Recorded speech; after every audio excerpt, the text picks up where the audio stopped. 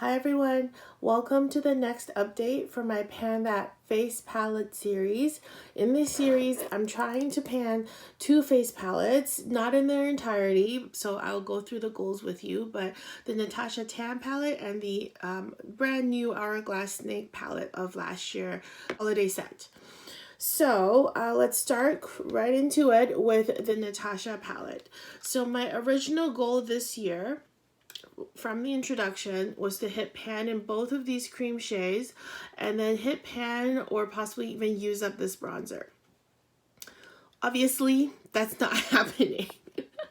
I don't know if you can tell, but the bump is back. I swear, I don't know what is happening with this pan. There's a bump right here and it just won't go away, and I don't know why. I put my finger in it just like this when I apply it to my face. It's a beautiful warm highlight that I use under my foundation on my cheekbones. I'm wearing it right now. It's very subtle once I put the foundation over it, but it's impactful. It is there and it makes a difference and it looks really, really good.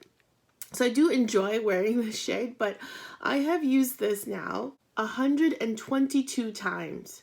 122 times since the beginning of this project, from brand new, granted. So there was no usage on this before I started. So that's what you get when Teresa uses something for 112 uses. It's still, we're far from pan. We are far from pan, and there's some weird bump that keeps refilling itself in the pan. Yeah. So I've decided I will give up on it for now. I will keep going, I guess, to the end of this year eventually and see what kind of progress I make, because it's really time to start using this one. It looks a little bit lighter than in the pan, but it actually looks quite dark on my face. So that's why I've been staying away from the shade and just trying to concentrate and hit pan on this one first through the year when I'm a little bit paler. But because summer is here, I've got a bit of a tan going now.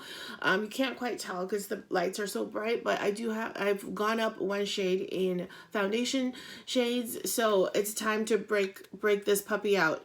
I'm hoping, because it's much softer and creamier in texture than this one, so I'm hoping I'll be able to at least make good progress and maybe hit pan through the summertime. We'll see. I'm committed to using this every time I put makeup on, unless I'm traveling. So we will see what happens. I've left this highlight alone. I'm just not touching it for now because I'm just so busy. I'm everywhere. I've got so many projects going on, so I'm leaving this alone for now.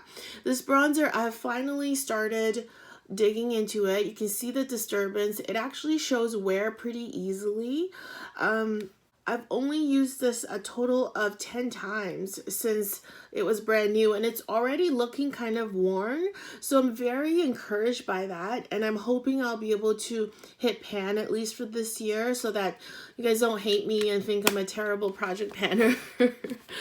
Yeah, so that's kind of the plan with that one. I weighed this palette and it weighed a total of 136.26 grams this time around.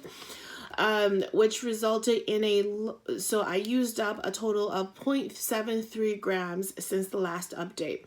So that's something. It's about half a gram, I guess, or if you look at it, if you round it up, it's almost a gram that I've used.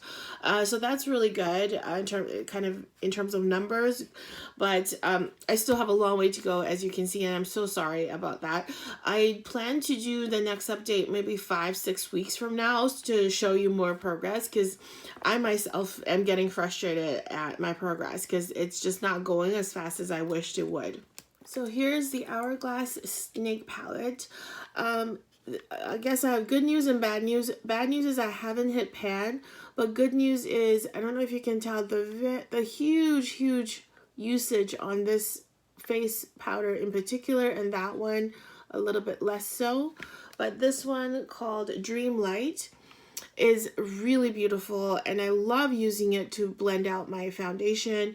And I use this a total of 20 times since the last update. And this one as well, because I mixed the two. I use this down the center of my face, and I use this on the perimeters to blend out as a finishing powder as the last step. So I use this a total of 20 times as well.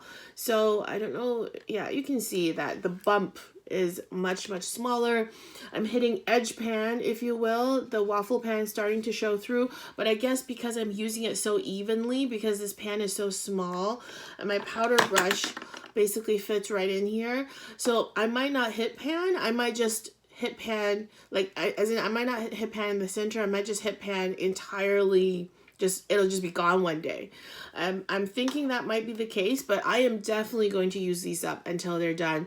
No question about that. Not giving up on that at all. And I love using it. I love Hourglass powders. So it's been a pleasure to use. And this by far is not an endeavor I'm going to quit on. So I really like this. The Peach Blush, Peach Fusion, I've used this a total of 11 times since the last update as well. So I've really used this quite well. But it's, you know, it's showing usage, but not as much as I wish I could show. So it is what it is. I'm really hoping that at least we'll see more of the waffle pan in the lighter shade by next update. I'm going to really try to do that. For myself and for you guys, so that it's more fun to watch. But I've been plugging along on these palettes forever. I actually haven't used too many other face powders or products or anything like that, so that just tells you how long these palettes last, at least for me, because I'm a gentle panner. I don't really just stab, you know, my brush in trying to pan it. So this is natural usage, and this is where I'm at. I hope you're not too disappointed with me, and I hope I show you better progress for next time. Thanks so much for following along, and I'll see you soon. Bye.